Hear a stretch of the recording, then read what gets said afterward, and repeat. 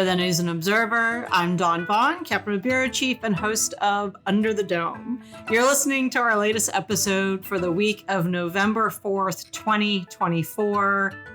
It's arrived. We're here. You're listening to this on Monday or maybe Tuesday, which is Election Day, here with my politics team colleagues, Kyle Ingram and Luciana Perez, Uribe, Guinassi, to give you the fast roundup. Here's the last things to know, the latest everything.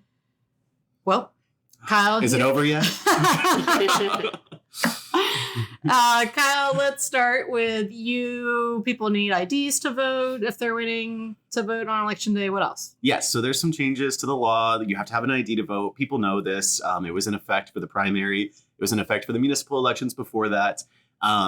Also, less time to get absentee ballots in. If you're listening to this and you haven't sent your absentee ballot in, it is almost certainly too late. You can deliver it in person, though, at your County Board of Elections office, or you can just discard it and go vote in person on Election Day. Okay. And that's that. And then if you haven't decided who to vote for yet, we have our massive voter guide and candidate questionnaires. I know some of y'all are standing outside your polling place Googling the candidates because you don't know who's running for council or what the bond means or anything like that. But we've had just from our politics team and other reporters in the newsroom, just like a huge amount of stories and social media explainers and everything else. So we also have very extensive voter guides on local Raleigh races, which I found helpful because I didn't know much about those candidates. Yeah. So for those of us in Raleigh, or if you work here at the legislature or wherever, there's going to be a new mayor for the first time in a long time. Marianne Baldwin will be followed by, we don't know yet. Y'all will make that decision on Tuesday, but that's a big deal. Of course, new governor, new attorney general, all of the council of state and president, which we may find out on election night, maybe not. And people are already ready to sue over it. Oh, yeah. Okay. So Kyle, what about that? Okay, so for one thing, with election night results, they're probably going to come in later than we're used to because there's a new law saying that, unlike in previous elections, the state can't start counting early votes until polls actually close on Election Day at 7:30 p.m. So that's going to take a little bit longer to figure out who won here. With that being said, there's a high probability it won't be over on election night because it's going to be litigated. There's already at least 5 lawsuits that the Republican National Committee has filed against the State Board of Elections, alleging that a variety of voting practices could potentially lead to ineligible people voting. One of the most notable ones that we've written extensively about is a lawsuit claiming that 225,000 people on North Carolina's voter rolls could be ineligible and should either be removed from the voter rolls or should be casting provisional ballots. Now, at this point, as you're listening to this, a lot of those people have probably already voted. So it's unclear what remedy a court could issue on this. But several people that we spoke to for our story see this not as something that was intended to be resolved before Election Day, but something that can be used in the post-election period to inject doubt into the results. Okay, so Election Day probably not over on election night. Some things more like North Carolina will be decided unless like something's like very close or there needs to be a recount. I also think, it depends obviously on what happens. If there's a landslide here, I feel like there's less likelihood that this litigation stretches on, but everything that we have so far is indicating to us it's going to be close.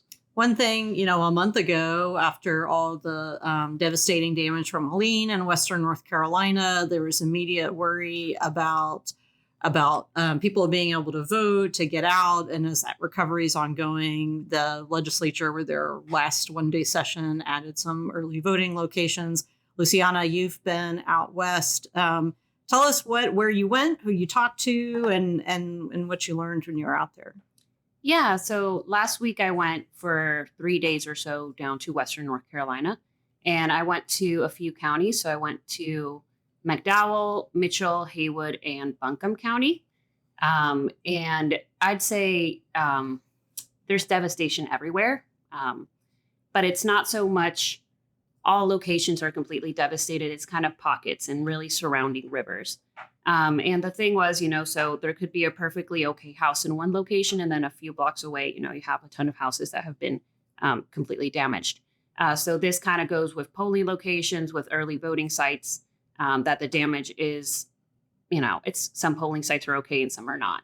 I went to, for example, one in McDowell County in Marion, and over there, that polling location, was running smoothly. There was a lot of people out there voting. I spoke to a lot of voters who might have been affected by Helene, but were still, taking time to get out there to vote. And most people were pretty confident that the majority of people could go out and vote, considering the work that has been done to get these sites open.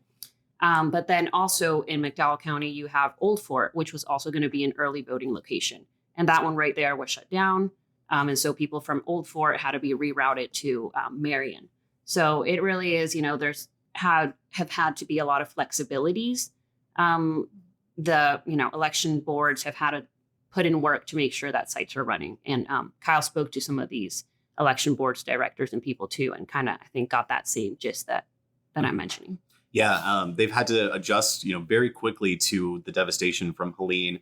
And in some cases, what they're actually doing is when a polling site for election day would no longer be available because of flooding or because it's being used for relief operations, they're having the National Guard come in and set up these temporary voting tents, like in the parking lot. So the actual address doesn't change, which will, stop some voter confusion. People can still show up where they were intended to. They'll just be doing it outside under, these little tents, which has been done before in response to other natural disasters in the state.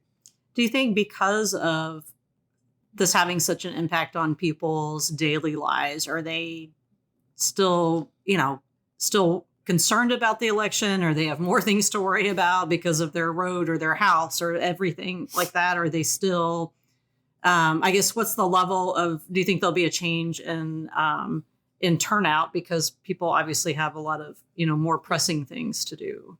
Yeah. So, turnout this year showing that in the, counties in Western North Carolina, there's higher turnout on average compared to statewide.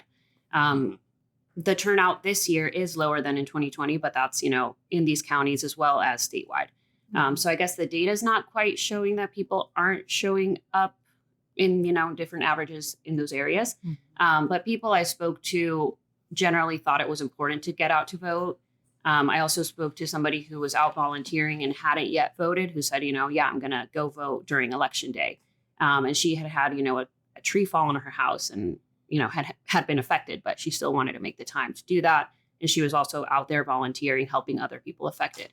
So I think I saw that there is interest in getting out to vote, and that there's also interest in helping out during this time that has affected so many people.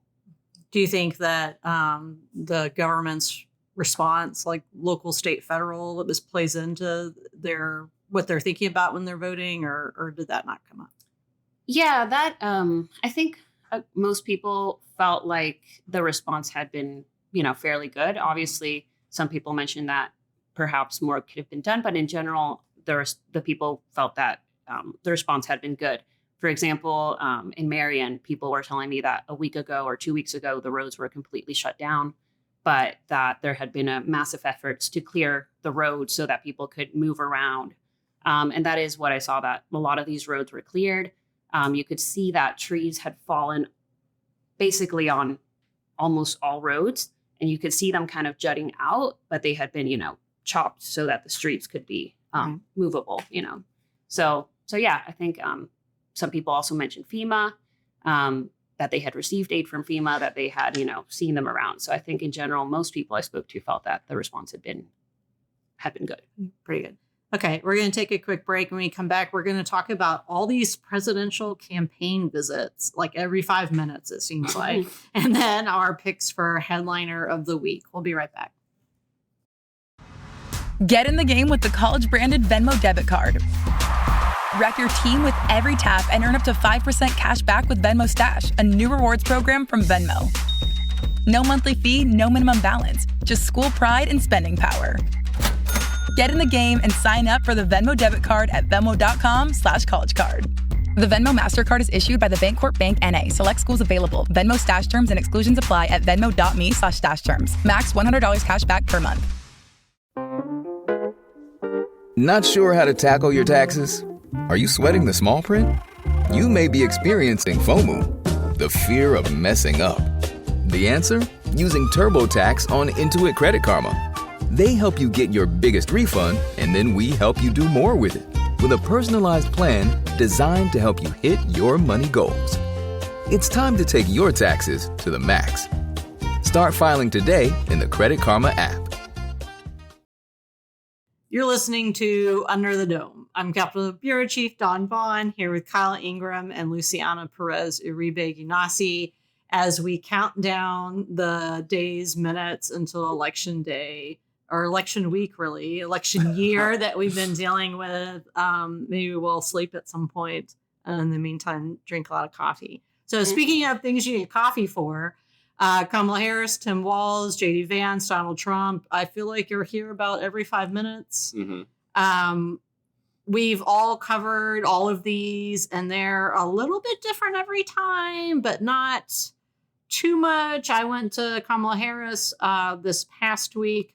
I don't even remember what day that was. Wednesday, I think, or Thursday. Yeah, I know. She was at the Coastal Credit Union Music Park at Walnut Creek, which is just the Walnut Creek Amphitheater for those of us that have been there before. It's always renamed something.